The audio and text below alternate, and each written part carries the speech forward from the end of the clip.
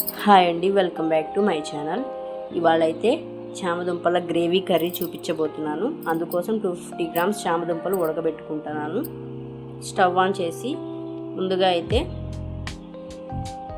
Pan పెట్టేసి అందులో 3 tablespoons oil వేసుకోండి. ఆయిల్ బాగా హీట్ అయిన తర్వాత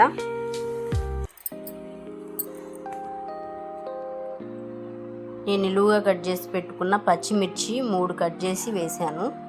అందులోని చిన్నులపాయ కూడా వేసుకోండి. ఎండుమిర్చి, ఉల్లిపాయ ఒకటి పెద్ద సైజుది, అలాగే టమోటా పెద్ద సైజుది 3 కట్ చేసి వేసుకున్నాను. అలాగే కరివేపాకు వేసుకున్నాను. ఇవన్నీ వేసి సాల్ట్ వేసి కొంచెం సేపు మగ్గనివ్వండి. కొంచెం సేపు మగ్గిన తర్వాత టమోటా అనేది మెత్తగా అయిపోయి ఫ్రై అయిపోయి చక్కగా ఇలా తయారవుతుంది. తర్వాత 3 టేబుల్ స్పూన్స్ కారం వేసుకోండి సరిపడినంత. తర్వాత ఉడికిచ్చి పెట్టుకున్న చామదుంపల పొట్టు అయితే తీసేసి ముక్కలు కట్ చేసుకున్నాను. చిన్నవైతే మీరు వేసేసుకోవచ్చు, గుడ్లు గుడ్లుగా బాగుంటుంది. అలాగే చిన్న నిమ్మ సైజ్ అంతా చింతపండు పులుసు పోసుకోండి. ఎందుకంటే టమోటాలు పులుపు ఉంటుంది కాబట్టి చూసి పోసుకోండి.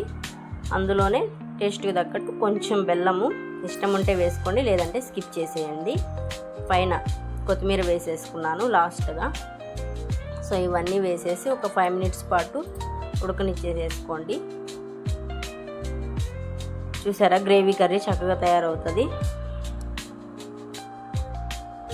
కొత్తిమీర కూడా వేసిన తర్వాత